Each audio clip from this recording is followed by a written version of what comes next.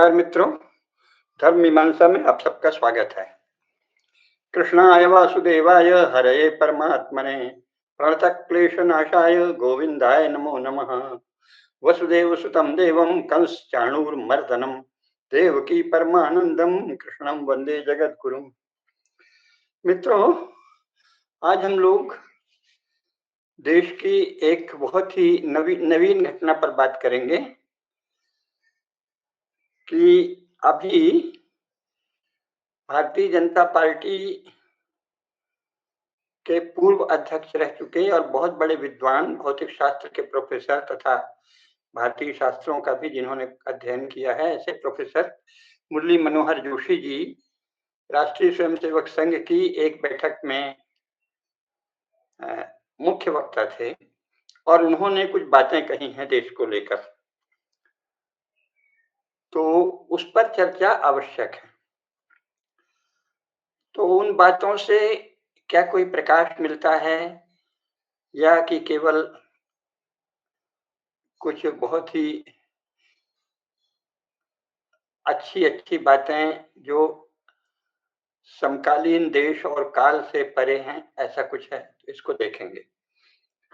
लेकिन उस पे बाद में आएंगे। पहले शुरू में ये बात करते हैं कि स्वदेशी की बात भारतवर्ष में बहुत दिनों से हो रही है। कब से हो रही है? जब से विदेशी प्रभावी हो गया। जाहिर है, जब जब कोई विदेशी ही नहीं है तो स्वदेशी की बात क्या होगी? स्वदेशी का जीवन होगा। तो स्वदेशी की बात शुरू कब होती है? जब विदेशी प्रभाव आ जाए। विदेशी प्रभाव ठीक से कब आया? वैसे तो मुसलमान भी भारत में जब आए तो आप उसे विदेशी प्रभाव ही कहेंगे, क्योंकि उसमें विचार का, आस्था का, मान्यता का जो भी कह लें, एक बिल्कुल भिन्न रूप था जिसका भारत से कोई संबंध नहीं था। बहुत ही विचित्र बातें थी, उसके विस्तार में नहीं जाएंगे, अन्यथा उसी में समय चला जाएगा। और उससे भी बड़ी बात यह है कि भारत का प्रत्येक हिंदू बच्चा जानता है कि ये जो मजहब है इसका भारत से, भारतीयता से, भारत के संस्कार से, हिंदू संस्कृति से, हिंदू परंपरा से विपरीत रिश्ता है, शत्रुता का रिश्ता है।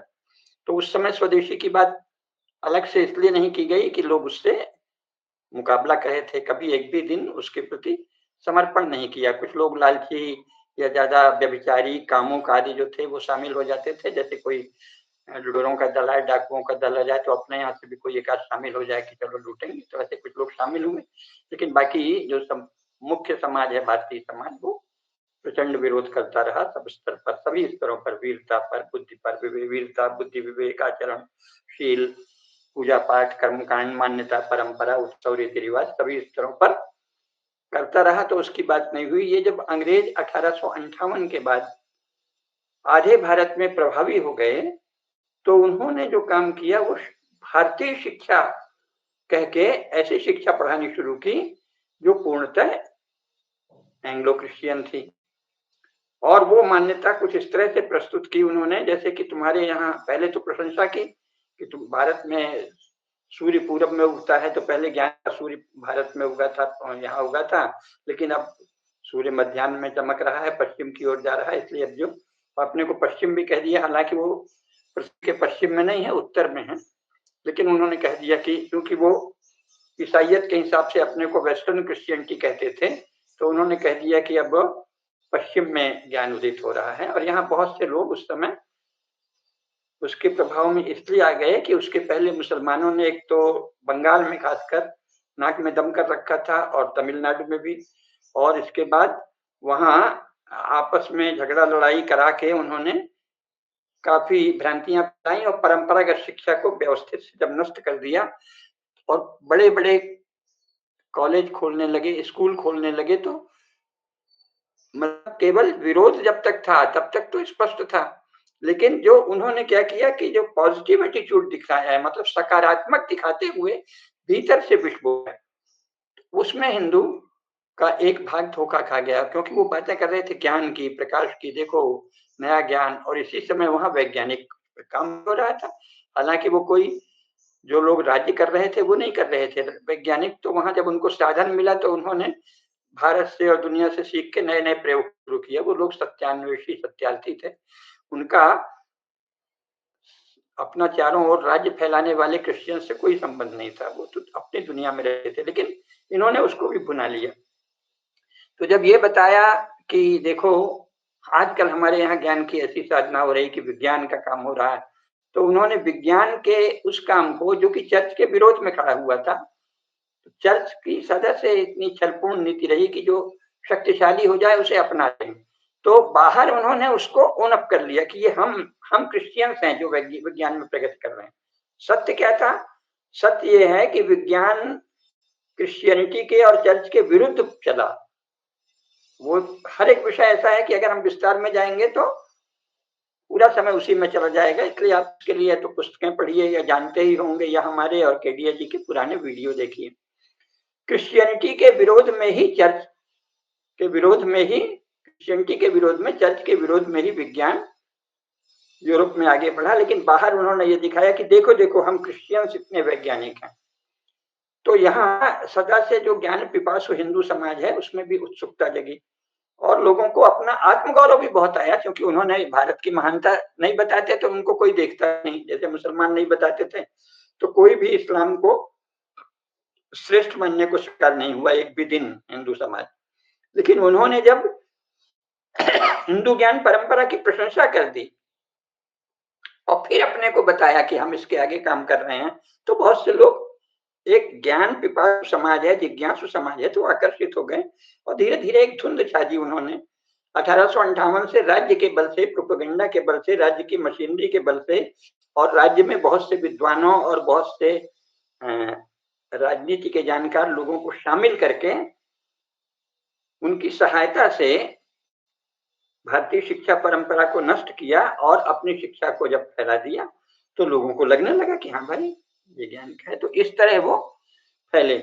जब वो फैल गए तो उनकी बातों, उनकी भाषा, उनकी मान्यताओं, उनके रीति रिवाजों का अनुकरण होने लगा। तब पहली बार लोगों ने स्वदेशी की बात की, स्वराज की बात स्वामी दयानंद जी ने की, लोकमान्य तिलक ने की, स्वराज मेरा जन्म सिद्ध अधिकार है, और उसी के साथ स्वदेशी की बातें चलने लगी, है ना। तो सबसे पहला स्वदेशी आंदोलन 1908 में बंग भंग के समय बंकिम चंद्र की प्रेरणा से और श्री अरविंद, चित्तरंजन दास आदि बड़े बड़े महापुरुषों के प्रयास से स्वदेशी का आंदोलन चला है।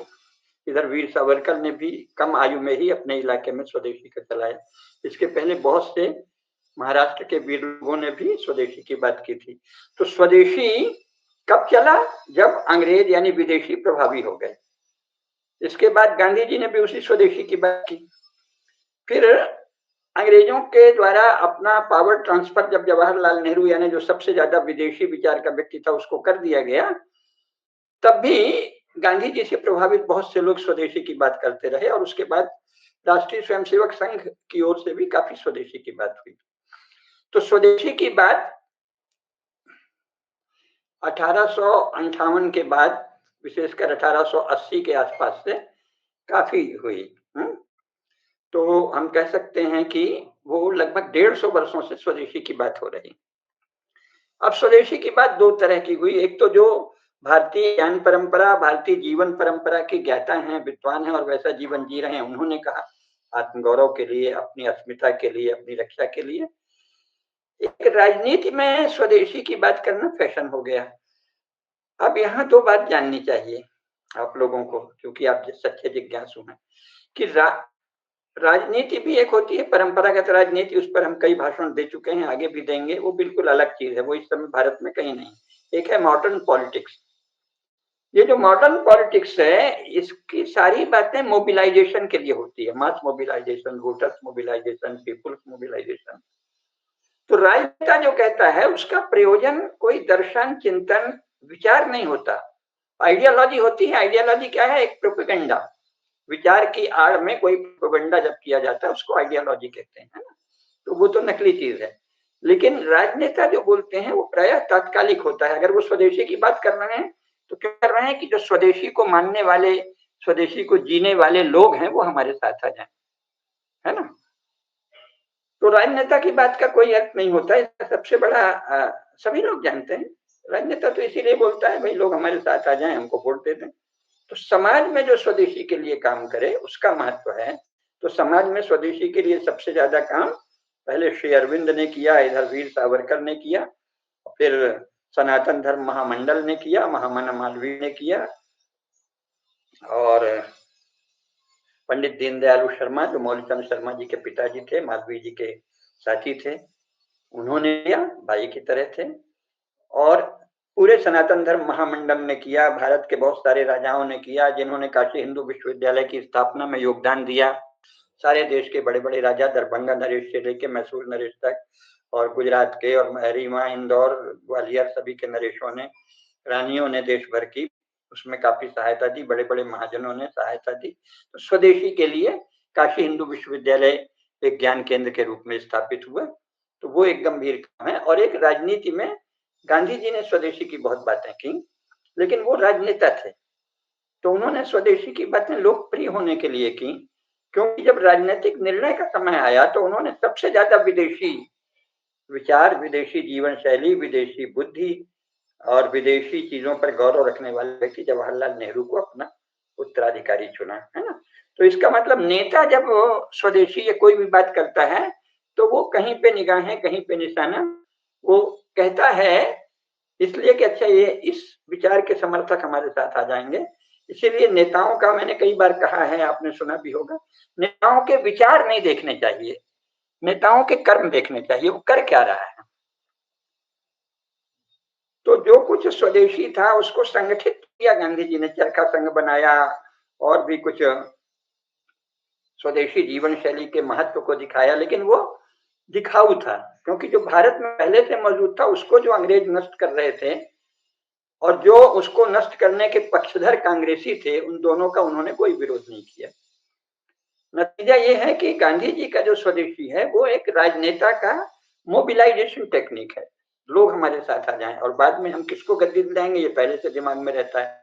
सबसे ज्यादा विदेशी आदमी को गद्दी दिला दी। अच्छा, इसीलिए गांधी जी ने स्वदेशी स्वदेशी रटा और सुंदर सुंदर नारे दिए और कुछ दार्शनिक वाक्य कहते कि ओशियनिक सर्किल है, जैसे समुद्र की तरंगें होती हैं ऐसे एक छोटी इकाई है, फिर उससे बड़ी इकाई है, बड़ी सुंदर सुंदर बातें कही। व्यवहार में कुछ नहीं किया, क्योंकि व्यवहार में क्या करना होगा, जो समाज की सबसे प्रमुख व्यवस्था हो, जैसे राज्य अगर हो प्रभावी हो गया तो राज्य कैसे स्वदेशी हो, इस पर मुख्य ध्यान देना होगा ना। तो स्वदेशी राज्य के विषय में गांधी जी ने कभी कोई शब्द नहीं लिखा। और उस समय प्रभावी क्या था, राष्ट्र के जीवन को नियंत्रित कौन कर रहा था, राज्य, ब्रिटिश राज्य। उस वहां जहां ये काम कर रहे थे, राजाओं वाले इलाके की बात अलग है जहां प्रजामंडल वगैरह थे, लेकिन जहां कांग्रेस पार्टी काम कर रही थी वहां तो विदेशी राज्य था, विदेशी विचार का राज्य था। ये स्वयं विदेशी विचार पढ़ के आए थे, इन्होंने कोई स्वदेशी विचार नहीं पढ़ा। अगर कोई स्वदेशी का पक्षधर है तो वो सबसे पहले स्वदेशी विचार पढ़ेगा, क्योंकि कोई भी बड़े जब राज्य होते हैं, बड़ी व्यवस्थाएं होते हैं, तो उनका एक आधार शास्त्र होता है, सिद्धांत होता है। तो ये जो राज्य चल रहा है इसका एक आधार है, इसका आधार है एंग्लो क्रिश्चियन थॉट और प्रोटेस्टेंट चर्च। तो गांधी जी पढ़ाई करने क्या गए, उस समय जो चीज चल रही थी वहां हम उसमें नाम होगा, हम बैरिस्टर बनेंगे। तो जो एक विदेशी विचार है, विदेशी कानून है, विदेशी आस्था है, विदेशी मान्यता है, विदेशी जीवन शैली है, उसे पढ़ने गए। तो गांधी जी एक्सपर्ट किस चीज के हुए, विदेशी चीज के, विदेशी कानून, विदेशी ज्ञान, विदेशी मान्यता, विदेशी रिलीजन। और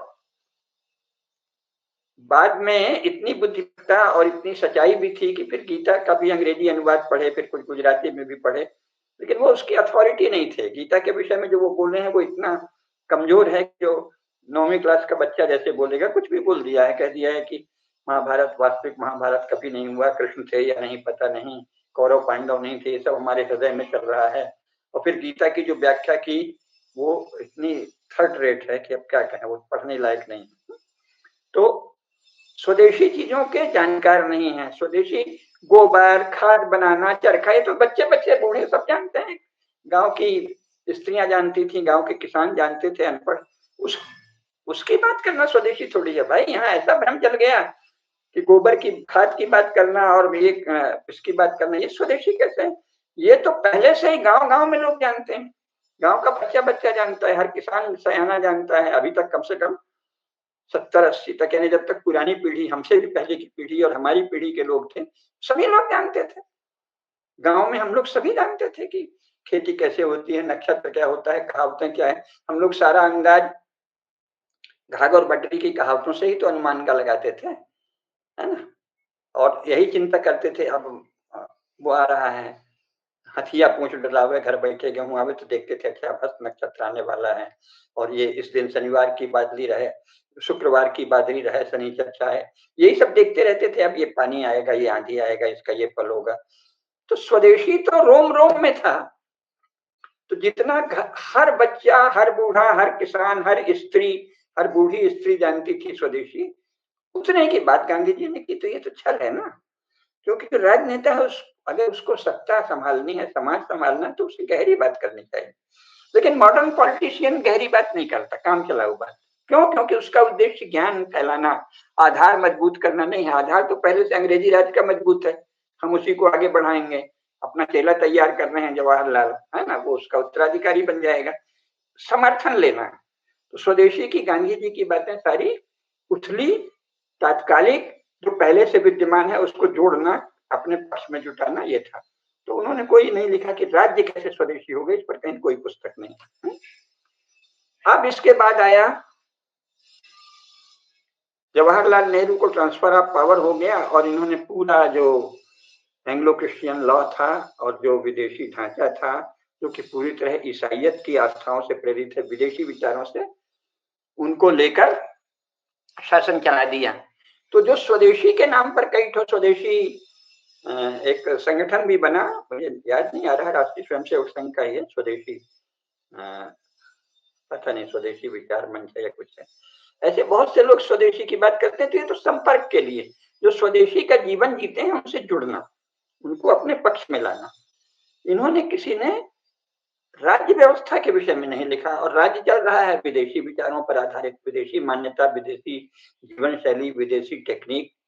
इसलिए राजनीति से जुड़े लोगों की स्वदेशी जागरण मंच था, जहां तक अब याद आ रहा। स्वदेशी जागरण मंच की जो बातें हैं, उसमें कुछ बहुत धुनी, समर्पित, श्रेष्ठ व्यक्ति जुड़े होंगे उसी भाव से, लेकिन जो उनको चला रहे थे, उनके मन में शायद भावना थी कि स्वदेशी को मानने वाले लोग हमसे जुड़ जाएं, लेकिन उसका कोई ब्लूप्रिंट नहीं दिया। तो स्वदेशी की सारी बातें अभी तक कैसे होती रही हैं? जो है उसकी आलोचना, और ये बताना कि हमारा ढंग श्रेष्ठ था। तो ये तो फुर्सत की बातें हुई ना। जो है उसकी जगह स्वदेशी राज्य कैसे आएगा, स्वदेशी व्यवस्था कैसे आएगी, ये किसी ने नहीं लिखा।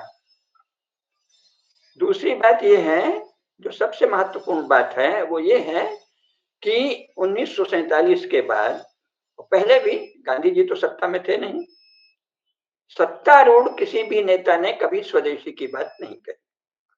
जवाहरलाल ने नहीं कही, शास्त्री जी तो बहुत थोड़े समय रहे, इंदिरा ने नहीं कही, राजीव ने नहीं कही, नरसिंह राव ने नहीं कही, मनमोहन सिंह का सवाल ही नहीं है, अटल जी ने नहीं कही। तो स्वदेशी की तो कोई बात नहीं की। पहला राजपुरुष, पहला राजनेता जो भारत का प्रधानमंत्री है, शासक है, उसने स्वदेशी की बात कही है, तो वो कौन है? वो नरेंद्र मोदी है। और उन्होंने स्वदेशी की बात समकालीन राष्ट्र जीवन में जितना संभव है, जो व्यावहारिक है, यानी वस्तुतः जो किया जा सकता है, करना है, उसको लेके कही।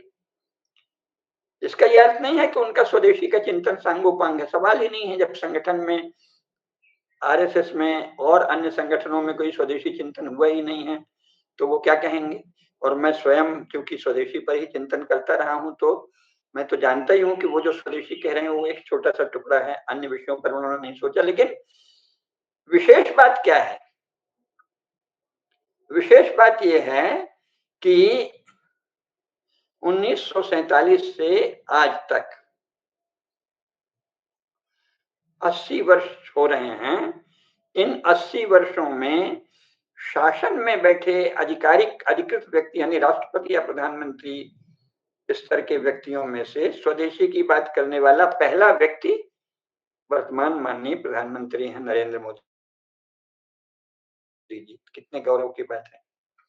तो फिर इसके बाद हम लोगों का क्या कर्तव्य बचता है कि अच्छा, जब जो चाहते हैं स्वदेशी, तो उसके विषय में हम और ज्यादा काम करें, विचार का बताएं, व्यवहार का लाएं, संस्थाएं बनाएं, तो सबसे पहले किस क्षेत्र में विचार करना होगा? मोदी जी को अपना ब्लूप्रिंट दे दिया है। मोदी जी ने ये दिखा दिया है कि भाई एक तो मेड इन इंडिया, आप आधुनिक टेक्नोलॉजी जरूरी है, लेकिन भारत में बनाइए, है ना। दूसरे, कम से कम जो विदेशी भाषा है, विदेशी विचार हैं, उनको जहां तक है उनकी स्मृति से छुट्टी पाइए, भारतीय ज्ञान की साधना कीजिए। उसमें अभी कदम कदम चलेंगे, क्योंकि जो भारत में पढ़े लिखे लोग इस बीच शासन ने जिनको शक्ति दी, शासन ने जिनको बढ़ाया, वो सब विदेशी विचारों से कहीं ना कहीं प्रभावित है। हम आपको एक लोक जीवन से उदाहरण अगर दें तो ऐसे 2-3 ब्राह्मण हमारे परिचय के हैं। अभी ताजा ही एक ब्राह्मण जी हैं, उनकी बेटी की शादी हो रही है, तो बेटी जो है लंदन में पढ़ रही थी, तो वो जिससे शादी कर रही वो क्रिश्चियन है, और पंडित जी बड़े पंडित जी हैं, ब्राह्मण हैं, शर्मा जी हैं। अब वो बेटी की शादी उदयपुर में किसी भव्य पैलेस में, उदयपुर पैलेस में करेंगे शान से। तो पहले क्रिश्चियन ढंग से विवाह करेंगे, फिर हिंदू पद्धति भी कर देंगे। अब जो क्रिश्चियन लड़का है वो तो पूरा चर्च गोइंग है, चर्च में जाता है, क्रिश्चियन मान्यताएं मानता है।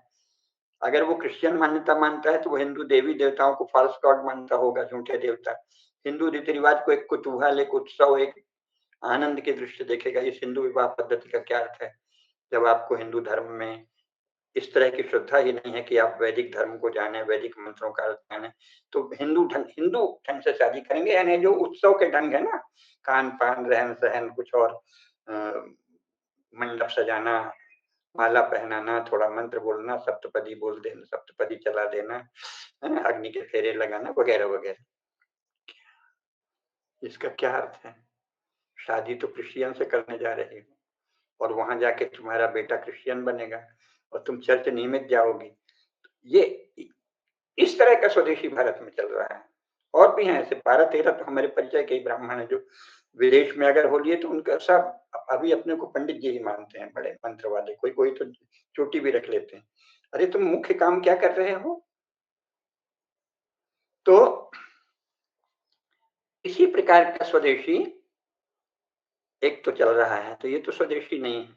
इनको देखते हुए मोदी जी ने जो कहा है वो तो बहुत क्रांतिकारी चीज है कि भाई जहां तक हो विदेशी दास्ता के, विदेशी अवशेषों से मुक्ति लो। इसीलिए वो सारे नाम भारतीय रख रहे हैं सारा। तो जो इसमें करना था वो क्या किया जा सकता था? इसमें योगदान देना, है ना, कि अच्छा हम इसमें ये, क्योंकि इस समय 1947 से जो भारत के शासक हैं, शासक ही किसी समाज को तय करते हैं, प्रमुख लोग हैं, प्रबल लोग हैं, सबल लोग हैं, सम्मानित लोग हैं, महाजन लोग हैं। उन्होंने ये ऐसी व्यवस्था तय की है कि राज्य ही सब कुछ तय करेगा जीवन के विषय में। शिक्षा क्या हो, खाद क्या हो, बीज क्या हो, पानी क्या हो, कपड़ा क्या हो, मनोरंजन क्या हो, कौन सी फिल्म चलने देंगे, कौन सी नहीं चलने देंगे, मुसलमानों को कितना सहारा दें, कितना नहीं दें, ईसाइयों को कितना सहारा दें, कितना नहीं दें, हिंदू धर्म को पढ़ने दें कि नहीं दें, सब तो राज्य तय कर रहा है। तो मुख्य चीज क्या हो गई? राज्य। इसलिए अगर किसी भी क्षेत्र में काम करना है, स्वदेशी में काम करना है, तो सबसे पहले क्या चिंतन करना होगा? स्वदेशी राज्य कैसे हो। उससे भी पहले क्या करना होगा? स्वदेशी राज्य की मूल मान्यता कैसे हो। तो स्वदेशी राज्य की मूल मान्यता क्या है कि प्रत्येक व्यक्ति के भीतर चिदंश सत्ता है, परमात्मा का वास है, और कुल कुल समूह जो है वो अत्यंत अनादिकाल से चले आ रहे हैं। तो वो कुल जो है वो जो संपूर्ण विश्व को चलाने वाले सार्वभौम नियम हैं, जो हमारे शास्त्रों में कहे गए हैं, यम और नियम, अहिंसा, सत्य, अस्तेय, संयम, अपरिग्रह आदि सार्वभौम महाव्रत हैं। फिर अन्य नियम हैं। मनु ने कहा, मानव संपूर्ण मनुष्यों के द्वारा पालनीय धर्म के विषय में महाभारत में कहा, याज्ञवल्क्य ने कहा, अंगिरा ने कहा, बृहस्पति ने कहा, नारद ने कहा, चाणक्य ने कहा। उन सब के संदर्भ में अपना अपना पुरुषार्थ करना, अपने अपने कुल समूह की परंपरा को स्थापित रखना, आदि आदि एक पूरी व्यवस्था है, उसका चिंतन है। राज्य उसकी मान्यता जब करता है तो राज्य अपना कोई मनमानी कानून नहीं बनाता। सार्वभौम जो नियम है, अहिंसा, सत्य, अस्तेय, संयमित जीवन जीना, इसके अनुशासन में तमाम तरह की मान्यताएं चल रही हैं, पर इसके अनुशासन में। ये नहीं कि कोई कह दे कि हम तो दूसरों को मारने का हमको हक है, बस अपने विचार से जो असहमत होगा उसकी हत्या कर देंगे। ये तो उसका अहिंसा का ही खंडन है। तो अहिंसा, सत्य, अस्तेय, संयम और कम विलासिता, यानी सीमित भोग, ऐसा भोग जो आपके अपने पुरुषार्थ पर अवलंबित हो लेकिन दूसरों के जीवन में कोई बाधा नहीं पैदा करता हो। इन सब के भीतर, इस अनुशासन में सबको अपने अपने ढंग से काम करने का अधिकार है। वो तो भारतीय राज्य नहीं मानता, ये तो मान्यता है कि राजा ही बताएंगे कि शादी कब करो, बच्चे कितने करो, कितना खाओ कितना नहीं खाओ, क्या पहनो क्या नहीं पहनो, मनोरंजन कैसे करो, किन चीजों पे मनोरंजन करेंगे, किसको क्या पढ़ने देंगे, किसको क्या नहीं पढ़ने देंगे, सब तो राज्य तय कर रहा है। तो राज्य की ऐसी कल्पना तो भारत के किसी भी शास्त्र में नहीं है। तो ये विदेशी राज्य है, विदेशी विचारों। सबसे पहले स्वदेशी राजनीतिक चिंतन होना चाहिए, वो किसी पार्टी ने नहीं किया है, किसी संगठन ने नहीं किया है। जनसंघ के महामंत्री और कुछ संघ के अध्यक्ष भी रहे पंडित दीनदयाल उपाध्याय ने किया है, बीज रूप में, सूत्र रूप में, बहुत सुंदर किया है, सनातन धर्म के अनुसार किया है, उसको किसी ने विकसित नहीं किया। उन्होंने जो एकाध शब्द ऐसे दे दिए जिनका कोई अर्थ नहीं है, उसको लेके सब उड़ रहे हैं। चिति चिति चिति हमारे किसी शास्त्र में नहीं है, राष्ट्र की कोई चिति नहीं होती, राष्ट्रों की कोई चिति नहीं होती, राष्ट्र का कोई मानस नहीं होता। अगर मानस होता होता तो पाकिस्तान, बांग्लादेश, अफगानिस्तान का अस्तित्व ही नहीं होता। सारे शास्त्र क्या कहते हैं? युग प्रवर्तको राजा, अथवा महाभारत क्या कहती है? ये तो शुक्र नीति का है, कालो वा कारणो राजा, राजा वा काल कारणम, इति ते संशयो मा भूत, राजा कालस्य कारणम। चिति रहेगी कि जाएगी ये कौन तय करेगा? उस शासक, राजा। राजा कैसा हो ये कौन तय करेगा? उसके प्रमुख सबल बलशाली लोग। ये नहीं कि राजा कोई भी आ जाए, कोई भी राजा कहीं भी नहीं आता, उसके जो बहुत सारे लोग बलशाली होते हैं, प्रभावी होते हैं, सबल लोग, वो जिसको चाहते हैं वही राजा बनता है, उनकी सहमति से राजा बनता है सदा। अकेले अपने बल पर संसार में कोई राजा नहीं बना है आज तक। उसके पीछे एक बड़ा सबल लोगों का, प्रतिष्ठित लोगों का, सम्मानित लोगों का, संपन्न लोगों का एक बड़ा समूह रहता है, वीर लोगों का, लड़ने वाले लोगों का। तो चिति नाम की कोई चीज नहीं होती। चिति तो योग साधना के समय जो अपने को देखते हैं उसकी चिति होती है। वो तो सब कुछ समाप्त, सारी ही उपाधियों से रिक्त होती है चिति योग शास्त्र में, वो भी। और जीवन तो उपाधि, जिस चिति की बात शास्त्रों में की गई है वो तो शुद्ध चिन्मय सत्ता है, बाकी सब तो उपाधियां हैं ना, नाम भी रूप भी। तो राष्ट्र तो उपाधियों से ही चलेगा ना भाई, कि ये राजनीति में, खेती में, गोरक्षा में, वाणिज्य में, व्यापार में, शिल्प में, सेना में, प्रशासन में क्या कर रहे हैं, नाच में, गाने में, कला में, सब तो सब उपाधियां ही हैं, सब तो रूप हैं, सांसारिक रूप है। इसका चित्त से क्या संबंध है? चित्त शुद्ध ज्ञान, शुद्ध सत्व, वो एक अलग स्तर की बात है। चित्त तो सर्वव्यापी है। चित्त किसी एक राष्ट्र की नहीं होती, चित्त ब्रह्म सत्ता का ही मूल रूप, कोई आत्म सत्ता के मूल रूप को चित्त कहते हैं। तो उस चित्त को ले लिया, लेकिन वो चित्त उन्होंने कहीं से ले ली थी, मैं जानता हूँ, बद्रीशाह फुलझरिया से ले ली थी, छोड़िए उसको। मुख्य बात यह है कि जो बाकी उन्होंने कहा है दीनदयाल उपाध्याय ने, वो बहुत ही सुंदर है, लेकिन वो तो सूत्र है ना, उसके अनुसार कैसे चलेगा समाज, राज्य कैसा बनेगा? उन्होंने उसके संकेत दे दिए, उस संकेत पे किसी ने काम नहीं किया। पुस्तकें लिख दी, एकात्म मानव दर्शन या एकात्म मानववाद, वो तो कोई आइडिया है क्या? वो केवल आइडिया नहीं है, पूरा विचार है। राज्य कैसा हो, कौन सी संस्थाएं हों, किसको कितने अधिकार हो, सबके सूत्र उसमें दिए हुए, उसका पालन नहीं हुआ। जब जनसंघ के लोग भाजपा के रूप में जाके सत्ता में आए तब भी नहीं किया, जनसंघ के रूप में भी प्रदेशों में सत्ता में थे, नहीं कर पाए। कोई सीमा होगी तो बताना चाहिए समाज को कि अभी नहीं कर सकते। थोड़ी की बातें तो हम दीनदयाल जी की करते रहेंगे और काम ये करते रहेंगे, कैनेडी और ट्रंप और निक्सन और आइजनहावर का। तो इसको तो सच्चाई नहीं कहते हैं। तो दीनदयाल जी ने स्वदेशी जीवन, स्वदेशी राज्य, स्वदेशी व्यवस्था के सूत्र दिए, उस पर कोई काम नहीं हुआ। इसके अतिरिक्त किसी भी जनसंघ या भाजपा के नेता ने स्वदेशी पे कोई विचार नहीं दिया। स्वयं जोशी जी थे, उन्होंने कोई नहीं दिया। जोशी जी भाजपा के अध्यक्ष भी थे, शिक्षा मंत्री थे, किसी कोई स्वदेशी रूपरेखा नहीं बताई।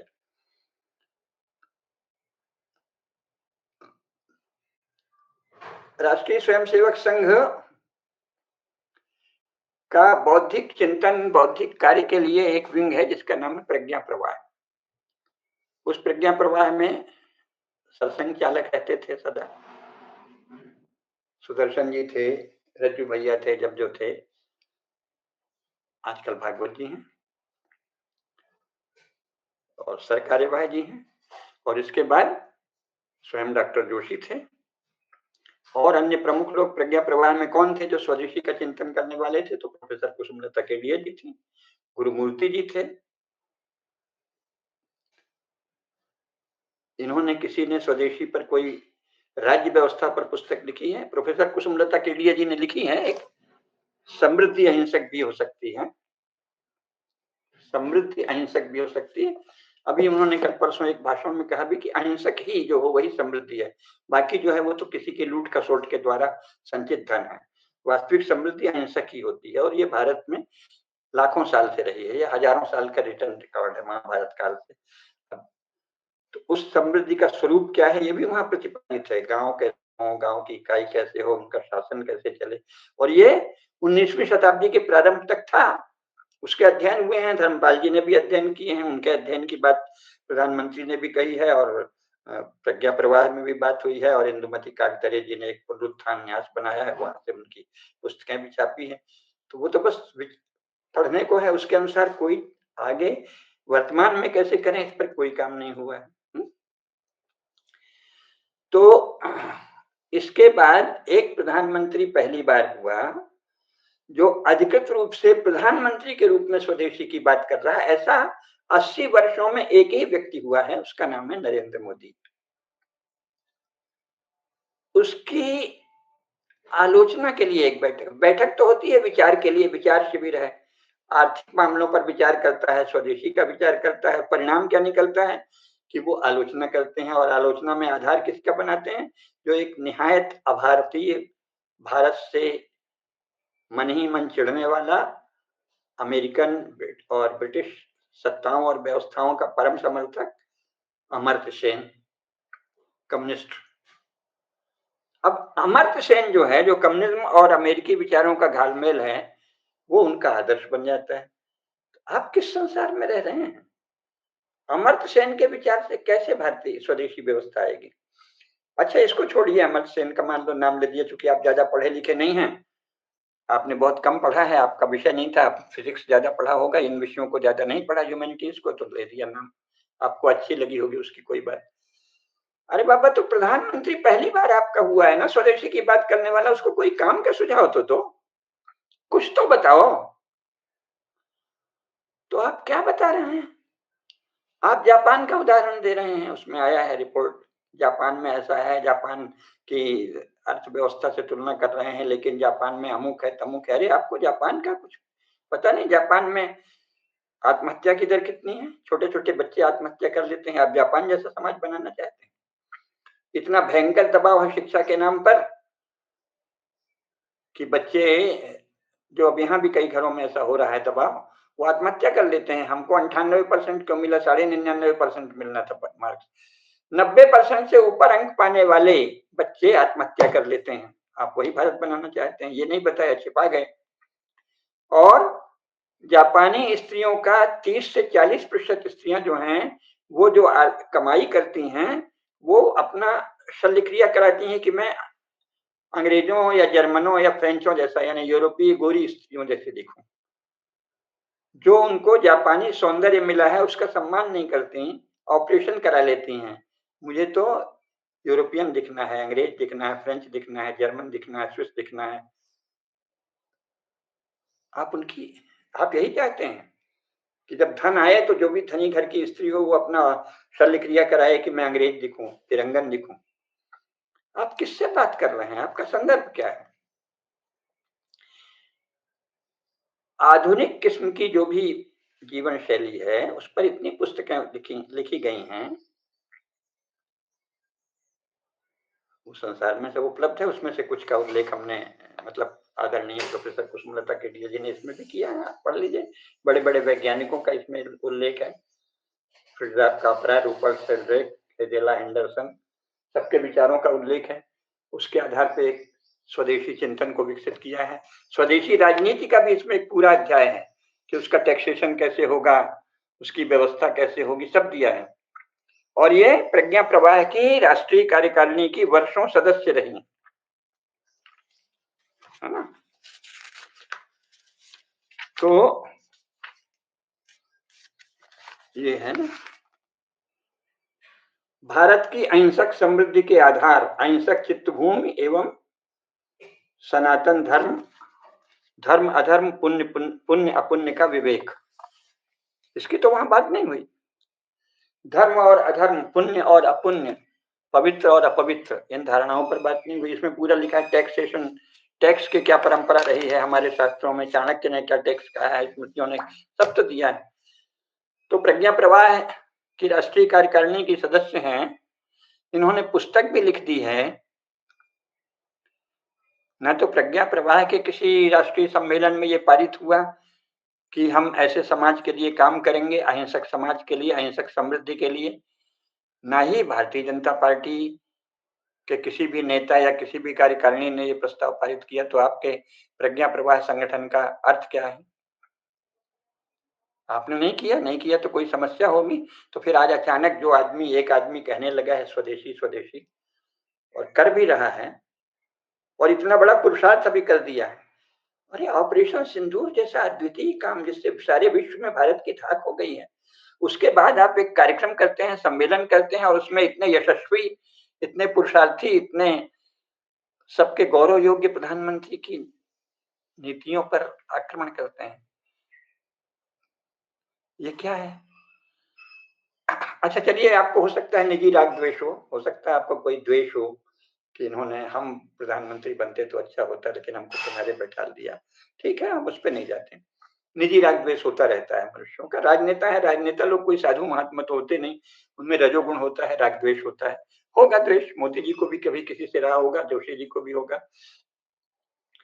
अभी प्रश्न विचार का है भाई, राग द्वेष आप दांव पेंच में निकाल लेते हैं, विचार तो सही करो। कौन सा विचार है? आधुनिक मॉडर्न डेवलपमेंट के 4 मॉडल हैं, इस पर बहुत पुस्तकें लिखी गई हैं। भारत के अगर किसी व्यक्ति ने लिखा है तो सच्चिदानंद सिन्हा ने लिखा है, द बिटर हार्वेस्ट पुस्तक है, उसमें बड़े विस्तार से दिया है। उसकी समीक्षा मैंने की है जो एक पुस्तिका के ही रूप में बाद में छपी है, उसमें भी बता दिया। 4 मॉडल हैं। पहला मॉडल है इंग्लैंड का, जो सारे यूरोपीय नेशंस ने किया। वो क्या है? भयंकर हिंसा, मार काट, किसानों की हत्या, किसानों की लूट। एक तो वहां किसान थे ही नहीं, सर्फ थे नहीं, 98% लोग तो वहां दास अवस्था में थे, सर्फ थे। किसी किसी को वो दी जाती थी ओनरशिप, तो उनको पीजेंट कह दिया, एक प्रकार से जमींदार की हैसियत के हुए।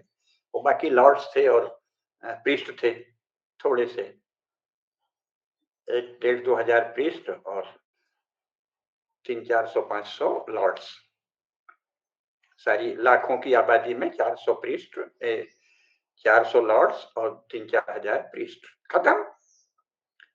इसके बाद जो व्यापारियों का एक बहुत छोटा वर्ग, उसको कुछ अधिकार थे, और फिर कुछ को ये लैंड ओनर कर दिया। यानी मुश्किल से कुछ हजार में सब सिमट जाते थे, बाकी लाखों लोग तो सर्फ थे और भी बदतर दशा में थे। और किसानों का क्या किया, उस पर कितनी पुस्तकें हैं, उसका संक्षेप में इसमें भी मार्क्स ने उल्लेख किया है, फिर कैडिया जी ने भी किया है। एनक्लोजर मूवमेंट क्या चला, किसानों की जमीन छीन के बाड़ा बना लिया, बाड़ाबंदी कर ली, और वहां अपनी भेड़ें पाल दी, भेड़ों को चराया, फिर उनका ऊन निकाला। ऊन के कपड़े केवल बनते थे, पहले वहां कपड़ा सपा कुछ तो होता ही नहीं था। लेकिन जो भी है, एग्रीकल्चर से मॉडर्न डेवलपमेंट का मॉडल क्या है? पहला मॉडल है किसानों की बड़े पैमाने पर हत्या, लूट और जागीरदारों का वर्चस्व, और फिर उनको विदेशों में लूट के लिए भेजना और उसमें हिस्सेदारी करना। एक मॉडल ये है। आप कहां से चिंता, किससे तुलना कर रहे हैं? दूसरा मॉडल है रूस का, उसमें तो करोड़ों किसानों की हत्या की गई, उनकी जमीन छीन ली कम्युनिस्ट पार्टी। सारे रूस तो नाम है, सारे ही कम्युनिस्ट क्षेत्र में, युगोस्लाविया, पोलैंड जो उस समय था, चेकोस्लोवाकिया, हंगरी, सब में यही हुआ। सारे किसानों की जमीन छीनकर पार्टी के जो ऑफिस बियरर्स थे, जिला अध्यक्ष और जिला मंत्री और इस सबसे लेके ऊपर तक, वो उसमें बॉस बन गए, उनको गुलामों की तरह काम कराते थे, उससे किसान काम नहीं करते थे, धीरे धीरे गिरावट आ गई, भयंकर हालत हो गई। तो एक सोवियत मॉडल है जो कि कम्युनिस्ट मॉडल है, दूसरा चीनी मॉडल है, वो उससे भी भयंकर है। इन्होंने कहा कि अच्छा अनाज इतना नहीं होता कि सबको खाने को हो, तो आदमियों को ही खा जाओ। तो माओ जेदुंग खुद ही 150-200 लोगों को जिंदा खा गया, पार्टी के लोग हजारों हजार लोगों को खा गए जिंदा, मनुष्य को काट काट के, और मनुष्यों को मार डाला। बाहर प्रचार कर रहे हैं बड़ी जनसंख्या है, आज पता चल रहा है कि चीन की जनसंख्या तो 40 करोड़ है। कह रहे थे भारत से भी ज्यादा, क्यों? सबकी हत्या कर दी, मार डाला, भूखों मार डाला, कंसंट्रेशन कैंप में भेजा। 3 मॉडल हो गए, रूस का मॉडल, चीन का मॉडल, सबसे भयंकर यूरोपीय मॉडल, दूसरा कम्युनिस्ट मॉडल। कम्युनिस्ट मॉडल के 2 वेरिएंट हो गए, सोवियत मॉडल जो पोलैंड, हंगरी, चेकोस्लोवाकिया सब जगह था, और एक चीन का मॉडल जो बहुत ही भयंकर है, क्रूर। और चौथा जापान का मॉडल है, जहां सबसे कम अन्याय हुआ, क्योंकि वहां किसान ही शासक बन गए। तो ठीक है, आप जापान का उदाहरण दिया उन्होंने, जोशी जी ने बहुत अच्छा किया, लेकिन ऐसा क्या कर लिया है जापान ने? जापान में अपने समाज के रूप में पुरुषार्थी है, लेकिन आप वैसे ही समाज चाहते हैं क्या? आप तो इस पे चौतरफा दबाव डालते हैं, नैतिक करने का भी दबाव डालते हैं ना। जापान ने जब जो पुराना चीन था, नॉन कम्युनिस्ट, उस चीन पर हमला किया, तो रेप ऑफ नॉनकिंग प्रसिद्ध है ना, उसकी राजधानी में कैसा बलात्कार किया चीन की उस राजधानी की स्त्रियों से, और कितना खून खराबा, कैसी क्रूरता। यहाँ तो आप कहते हैं कि मुसलमान यद्यपि वही सब करते हैं, लेकिन आप तो हिंदू पार्टी भी अपने को कहते हैं, या हिंदुओं के नेता, आपको तो ये सब पसंद नहीं है। जापान आपका मॉडल है क्या?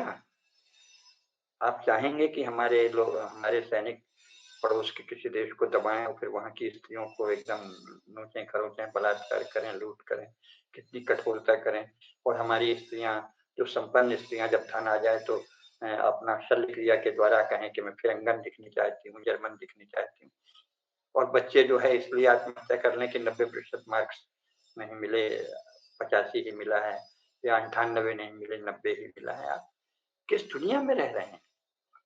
ऐसा क्या, दुनिया में ऐसा कोई देश नहीं है जो भारत के लिए अनुसरण के योग्य है। अनुसरण के योग्य है तो भारत ही, भारत के अनुसरण के, जो श्रेष्ठतर भारत था, उच्चतर भारत था, महान भारत था, पुराने समय का भारत था, महाभारत के काल तक जो भारत था, गुप्त अभी बहुत समय तक था, सम्राट विक्रमादित्य के समय था, गुप्तों के समय था, अभी अभी था, छत्रपति शिवाजी महाराज के समय था, वैसा भारत कहाँ किया? यानी आपको पता ही नहीं है कि मॉडर्न डेवलपमेंट जो खेती से हुआ है वो सरप्लस पर आधारित है, और सरप्लस के जो 4 तरीके हैं उसमें से एक है मर्डर। वस्तुतः 2 ही तरीके हैं, नाम 4 है। और दूसरा ये है कि जो जापान ने किया, बहुत मेहनत, बहुत कठोर अनुशासन, लेकिन उतना कठोर अनुशासन तो आपकी पार्टी में भी नहीं है, संगठन में भी नहीं। हिंदू लोग वैसा जीवन जिएंगे नहीं थोड़ा। ये तो बहुत संपन्न देश है ना, यहाँ नदियां हैं, पहाड़ हैं, मिट्टी है, उपजाऊ। श्रम चाहे जितना कर ले, लेकिन 24 घंटे कसे नहीं रह सकते यहाँ के लोग। भगवान की चर्चा भी करते हैं, गीत भी गाते हैं, उसमें विभोर भी होते हैं, थोड़ा आराम से जीते हैं, क्योंकि प्रकृति ने यहाँ सब कुछ दिया है। जापान के जैसा मनुष्य आप यहाँ बना ही नहीं सकते, बनाएंगे तो विद्रोह हो जाएगा। तो आप, और दूसरे ऐसा कुछ नहीं है कि जापान में सब कुछ सचमुच कोई आदर्श है। संसार में कहीं ऐसा कोई आदर्श नहीं है जिसकी बात के लोगों को, हिंदुओं को बताया जाए। अगर कोई आदर्श है तो हमारे ही इतिहास में, और नहीं तो वर्तमान में इस समय जो मोदी जी कर रहे हैं वो तो सबसे अच्छा है। तो इस वैचारिक अराजकता को करने का क्या अर्थ है? क्या हम वैचारिक अराजकता के द्वारा एक श्रेष्ठतर भारत बनाएंगे? कहाँ की बातें हो रही हैं? तो ये समझना चाहिए कि बहुत ही चिंताजनक स्थिति है, और विचार विमर्श के नाम पर जो कुछ परोसा जा रहा है, जो कुछ बताया जा रहा है, देश के सबसे बड़े संगठन और भाजपा के अध्यक्ष तक रह चुके बहुत बड़े विद्वान के नेतृत्व में, वो वैचारिक अराजकता है या निजी ईर्ष्या द्वेष है, ये मुझे पता नहीं, लेकिन जो बताया गया है वो बहुत ही हास्यास्पद है। राज्य पर कोई चिंतन नहीं, और अगर राज्य यही चलना है तो ये जो राज्य है, और एक तो संसार आपको स्वतंत्र रहने नहीं देगा इस समय। गांधी जी ने हवाई बातें की थी, एक भी गांव गांधी जी के ढंग का है, रह सकता है? जवाहरलाल नेहरू ने तो गांव-गांव में बीडीओ गए, गांव-गांव में पुलिस है, थानेदार है, सबके जीवन में हस्तक्षेप है। कोई गांव स्वतंत्र रहने की कोई छूट है? कोई एक आदमी गांव में कोई कांग्रेसी पटा लेगा और उससे झूठी मुकदमा दिला कोई लिखा देगा तो थाने की पुलिस पहुंच जाएगी। गांव के जीवन में हर तरह का हस्तक्षेप है आधुनिक संस्थाओं के द्वारा। कौन सा गांव स्वतंत्र है? गांधी जी के अनुयायियों ने, गांधी जी के चेलों ने कौन सा गांव ऐसा बना दिया? तो कहाँ की बातें कर रहे हो? कौन सा स्वदेशी? पहले तो उस पर कोई एक ब्लूप्रिंट चिंतन आना चाहिए। किसी ने, गुरुमूर्ति जी ने भी लिखा तो जाति प्रथा का महत्व बता दिया और बचत में हमारी स्त्रियां बहुत बड़ा योगदान दे रही हैं, महिमा ही तो बता रहे हैं। तो क्या प्रचलित व्यवस्था, करंट सिस्टम का क्रिटिसिज्म, प्रचलित व्यवस्था की आलोचना और अपने किसी एक अंग की महिमा, इससे स्वदेशी हो जाएगा क्या? आपको लोगों ने शासन के लिए बैठाया है तो कुछ ठोस बताओ भाई। शासन के स्तर पर ठोस तो एक ही आदमी कर रहा है, इसका नाम है नरेंद्र मोदी, और ठोस का उसने परिणाम दे दिया। ऐसी रक्षा तैयारी, ऐसी सैनिक तैयारी कि चीन और अमेरिका दोनों घबरा गए, दोस्ती के लिए बेचैन हो गए। एक छोटी सी एसी की विंडो है, उसको भेद के हमारा जो मिसाइल है वो उनके सैन्य भंडार को ध्वस्त कर देती है। यहीं बैठे बैठे अद्भुत रक्षा क्षेत्र में अद्भुत तैयारी, देश में अद्भुत आत्मविश्वास लहरा रहा है। और खजाना तो कांग्रेस के राज में तो कभी सुने नहीं गया। बात बात में इतने हजार करोड़ रुपए इस प्रोजेक्ट को, इतने लाख करोड़ रुपए उस प्रोजेक्ट को, इतने हजार इसको। अरे लगता है कि धन कुछ उत्सव जिसे कहते हैं ना, उत्सव का क्या अर्थ होता है? जब कोई चीज, कोई घड़ा या कोई भी चीज भरकर छलकने लगे, कलश, उत्सव। तो आर्थिक क्षेत्र में तो उत्सव मना दिया मोदी जी ने। सरकारी खजाना उत्सव की स्थिति में, ये 1000 करोड़, वो 2000 करोड़, वो 12,000 करोड़, वो 15,000 करोड़, वो 27,000 करोड़, अरे रुपया नहीं हुआ। और ये कांग्रेसी इसी के लिए उधार लेते थे। ये इंग्लैंड दे दे हमको तो फ्रांस दे दे, जर्मनी दे दे। केडिया जी ने एक पुस्तक लिखी है, डेट ट्रैप और डेट ट्रैप, कर्ज का फंदा या फांसी का फंदा। कितना कर्ज लिया था इन लोगों ने। अब मोदी जी क्या कर रहे हैं? तो आप बता रहे हैं कोई कोई कल्पना में कोई राम राज्य ला रहे हैं क्या? अभी राम राज्य आ सकता है क्या? नारे में कुछ भी कह दो, लोगों के जीवन में दुख समाप्त कर देंगे आप। और राज्य समाप्त करेगा क्या? समाज के लिए क्या आह्वान किया है?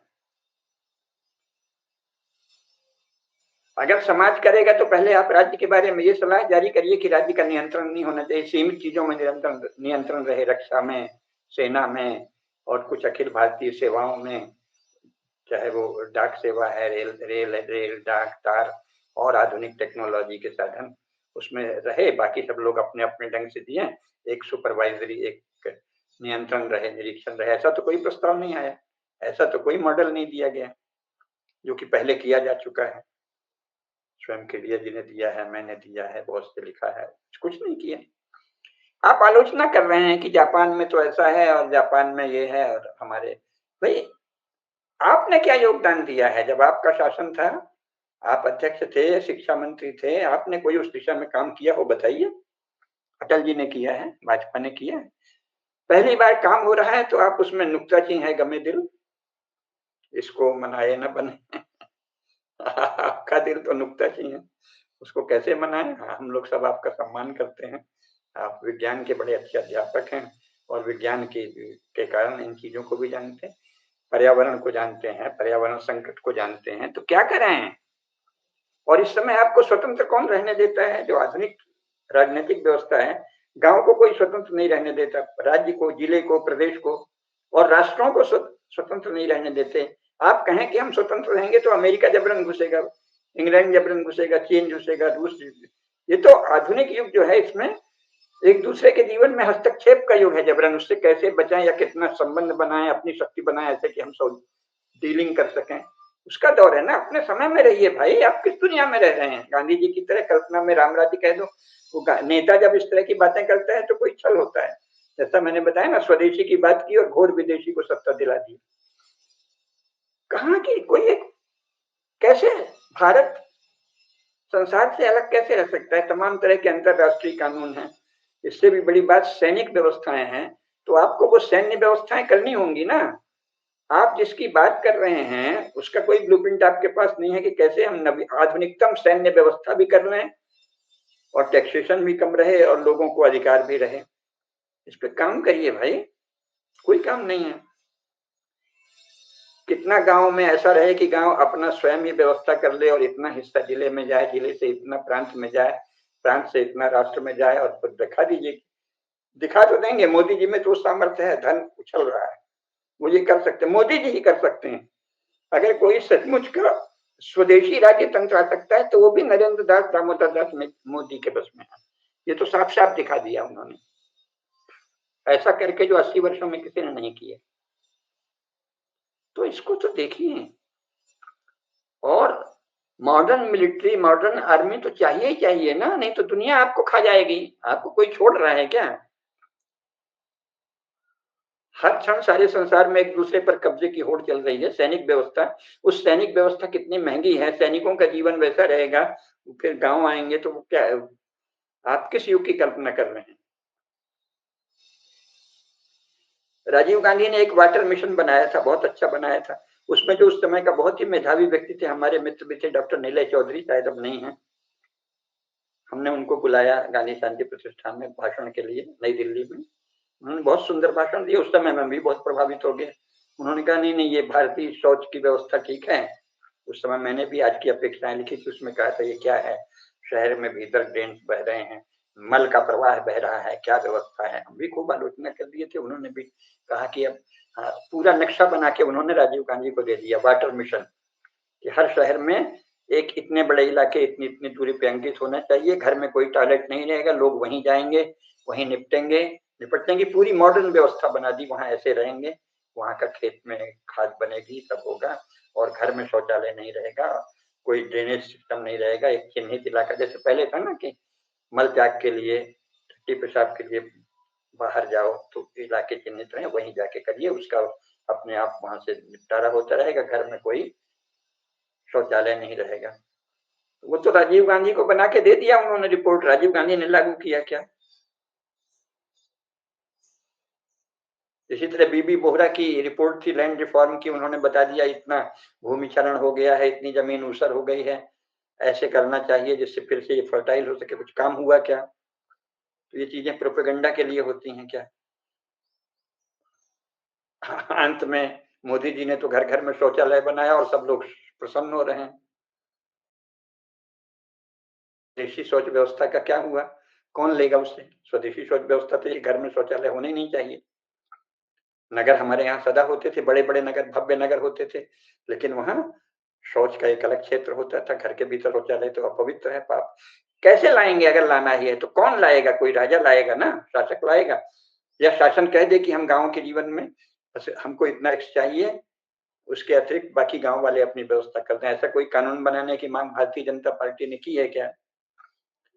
आपने कोई स्वदेशी जीवन, स्वदेशी ग्राम व्यवस्था, स्वदेशी राज्य व्यवस्था, स्वदेशी शासन व्यवस्था और स्वदेशी टैक्स सिस्टम का कोई ब्लूप्रिंट दिया? बड़े बड़े फोरम है, नहीं दिया।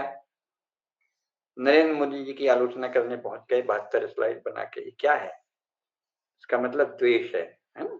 निजी द्वेष है। निजी द्वेष को आप राजनीति में निपटाइए, हमको कोई दिक्कत नहीं है। राजनेता राग द्वेष से भरे होते हैं, रजोगुणी होते हैं, लेकिन आपके साथ आपको लगा होगा कि हम बहुत प्रतिभाशाली हैं, 90 वर्ष के हो गए तो क्या हुआ, दिमाग अभी भी बहुत चलता है, हमको पद देना चाहिए, अवश्य देना चाहिए। मैंने तो सदा यही चाहा है। बहुत बड़े मेधावी व्यक्ति हैं कि यूरोप की किसी पार्टी के पास इतना बड़ा आदमी होता तो उसको पता नहीं कितना बड़ा आइडिया लॉक करके प्रोजेक्ट कर दिया जाता। वो ठीक है, लेकिन हुआ नहीं ना। आप तो भारत में रह रहे हैं ना। आडवाणी जी, जोशी जी और अटल जी, इन तीनों के ही राग द्वेष आपस में कितने थे, मैंने बहुत निकट से देखा है। कोई एक दूसरे से जैसा चाहिए वैसा सम्मान नहीं करता था। आप कौन सा आदर्श बना देंगे? मुख्यमंत्री अपने ही मंत्री को जेल में डाल देते हैं, एक मुख्यमंत्री दूसरे को गिराने की सोच रहा। अब आप कहें कि हम तो सबको बंधु भाव सिखाते हैं, हम सब भारत माता की संतान, कहाँ की बातें हो रही? हमारे यहाँ इस तरह का शास्त्र नहीं लिखा गया। उसमें निर्धारण किया जाता था ये व्यवहार की मर्यादा है, भाई भाई के साथ ऐसा करे। ये नहीं कि काल्पनिक एक बात कर दी, ये तो क्रिश्चियन और मुस्लिम मॉडल है। सब बराबर हैं, सब भाई हैं, और करना क्या है? आकाश और पाताल का अंतर है। अरे उसमें तय करना होता है राजनीतिक व्यवहार की मर्यादा, जो कांग्रेस में नहीं थी, भाजपा में भी नहीं।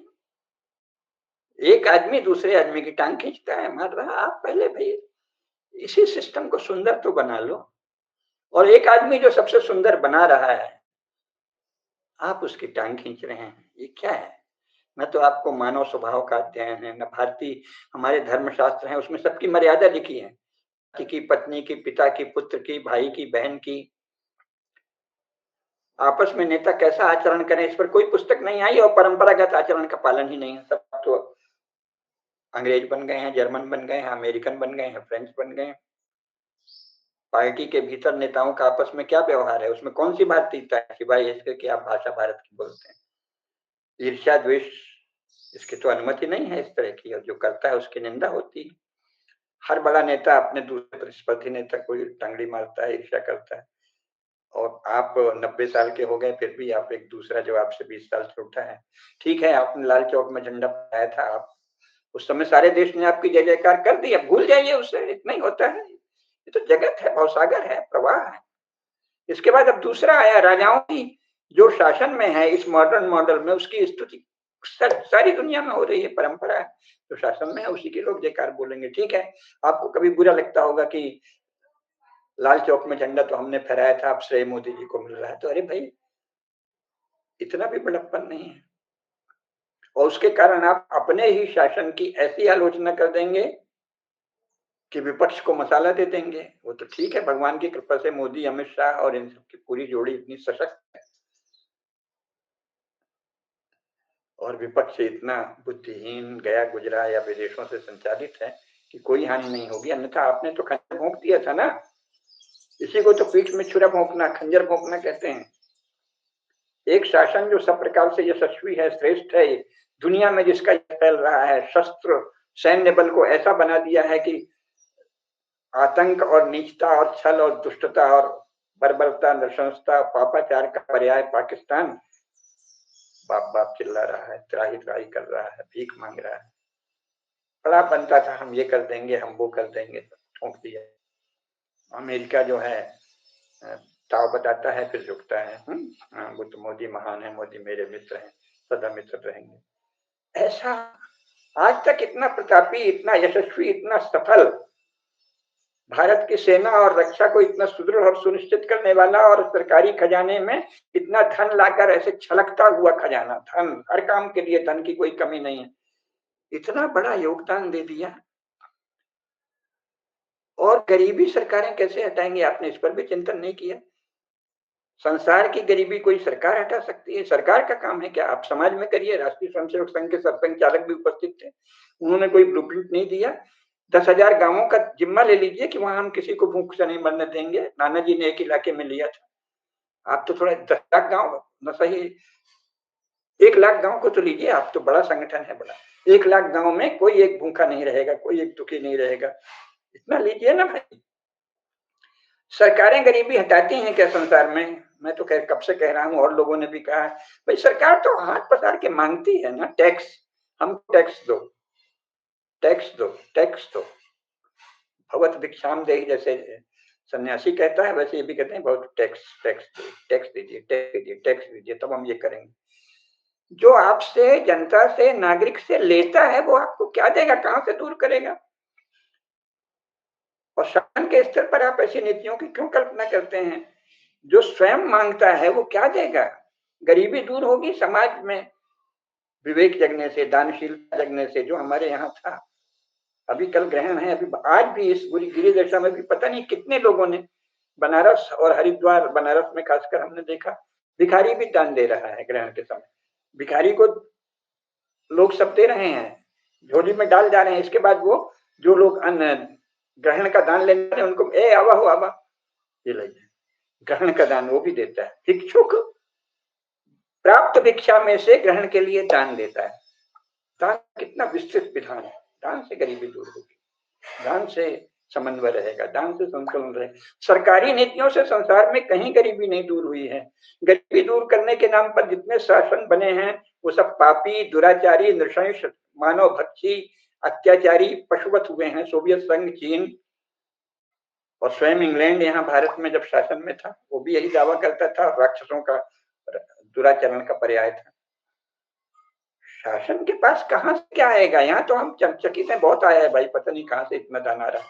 तो भी वो सारी सारी गरीबी कैसे सरकार दूर कर देगी? समाज में होता है, उसके लिए सामाजिक अभिक्रम कीजिए, समाज की कोई ब्लूप्रिंट दीजिए, योजना दीजिए। तो इन आधारभूत बातों पर भी चिंतन नहीं है। हमारा समाज तो दान पर चलता था, संपत्ति के वितरण पर चलता था। हर महत्वपूर्ण अवसर पर यज्ञ है, दान है, उत्सव है, इनके द्वारा इष्ट और पूर्त कर्म है, उनके द्वारा समाज में सुख शांति होती है ना। मोदी जी करेंगे क्या? कोई भी शासक कर सकता है क्या बिना समाज के स्तर पर बहुत सारे काम करने? क्या अर्थ है जापान का उदाहरण देने का और नुक्ताचीनी करने का?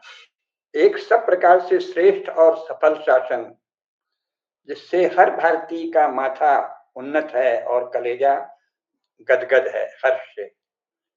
ऐसे समय उसकी निंदा करना और ऐसे विचार देना जो कुछ भी नहीं है, वैचारिक अराजकता है, कुछ भी स्पष्ट ही नहीं है। आपको संसार, इतना संसार घूमे हैं, केंद्रीय मंत्री रहे हैं, फिजिक्स पढ़े हैं, साइंस पढ़े हैं और सत्संग चालक स्वयं संसार के विषय में सब जानते हैं।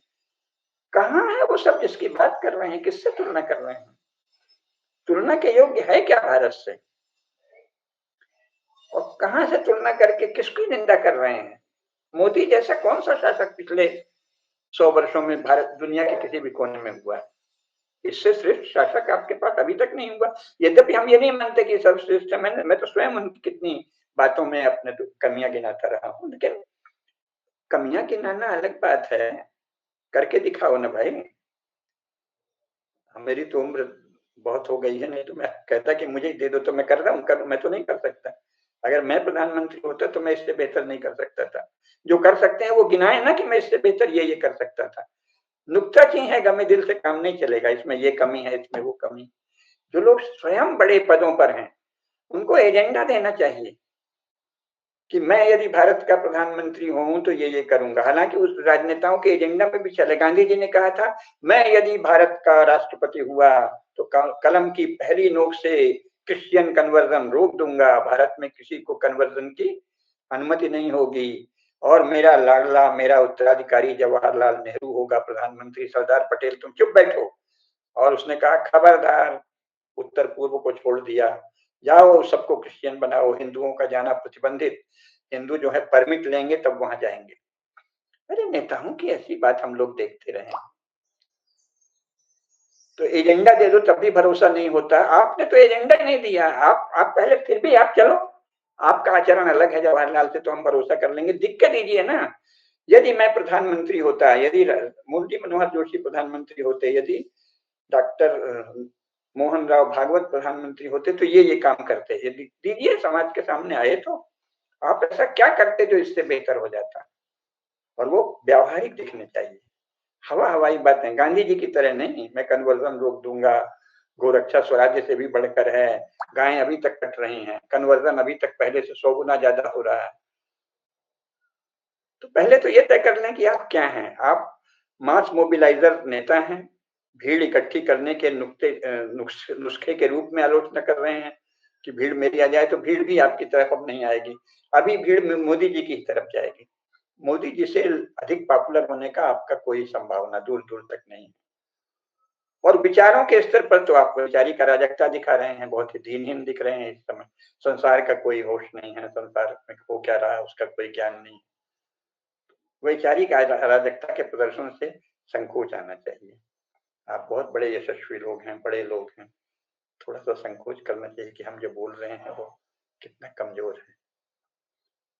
इस समय जब भारत का सबसे अधिक पुरुषार्थी, सबसे अधिक स्वदेशी का आग्रही, लोगों को इतना सुख देने वाला, इतनी सुविधा देने वाला, गांव गांव में इतने सारे घर, इतने शौचालय, इतनी व्यवस्था, इतने इतना सुंदर उन्होंने अपना परिवहन मंत्री बनाया है नितिन गडकरी ने, सड़कों का जाल बिछा दिया, मिनटों में इतनी वो बनाते हैं, उसका सबका श्रेय नितिन गडकरी को जाएगा तो प्रधानमंत्री को भी तो जाएगा।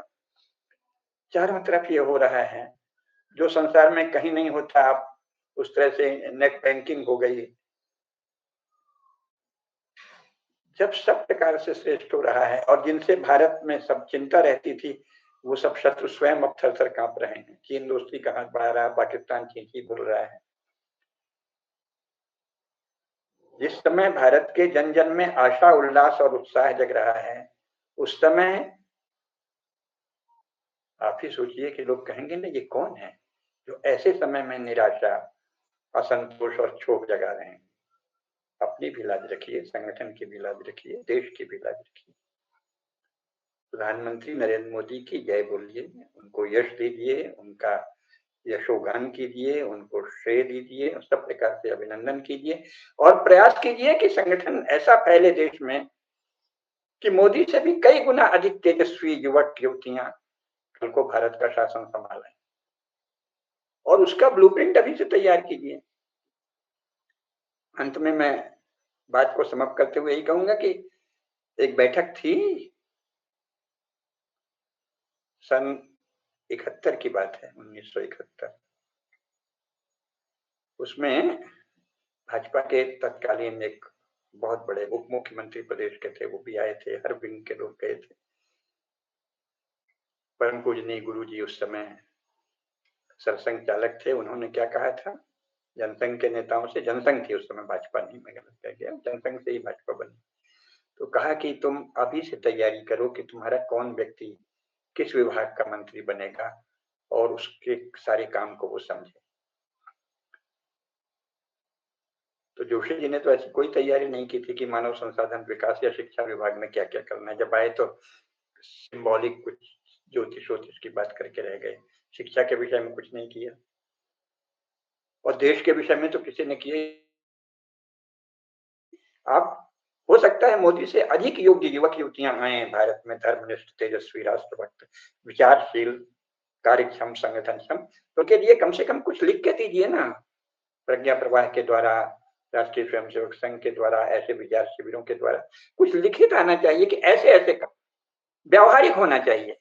ये कोई हवाई बातें नहीं कि अभी ये सिस्टम है, इस सिस्टम में चरणबद्ध रूप से ऐसे परिवर्तन होते जाएंगे तो ये होगा। ऐसा कुछ करिए और जब तक ये नहीं होता तब तक वर्तमान में जो हमारे यशस्वी प्रधानमंत्री ने किया है उनका अभिनंदन, उनकी जय जयकार कीजिए। निजी देश वहां करते रहिए जोड़ तोड़, कोई हर्ज नहीं, तो आपका वो उसको वो पृष्ठभूमि में रहेगा। लेकिन सार्वजनिक जीवन में आपके द्वारा ऐसे प्रधानमंत्री का यशोगान होना चाहिए, उनको उचित श्रेय देना चाहिए और सही योगदान देना चाहिए, वैचारिक ही सही। वैचारिक भी जो कुछ प्रस्तुत हुआ है वो बहुत कमजोर है। वैचारिक रूप से भी कुछ देना है तो शक्तिशाली रूप से कुछ देना चाहिए। इतना ही आज कहेंगे। इसी में सबकी शोभा है, इसी में राष्ट्र की शोभा है, इसी में सबका हित है, सबका कल्याण है। धर्म की जय हो, अधर्म का नाश हो, प्राणियों में सद्भावना हो, विश्व का कल्याण हो। नमः पार्वती पतये, हर हर महादेव।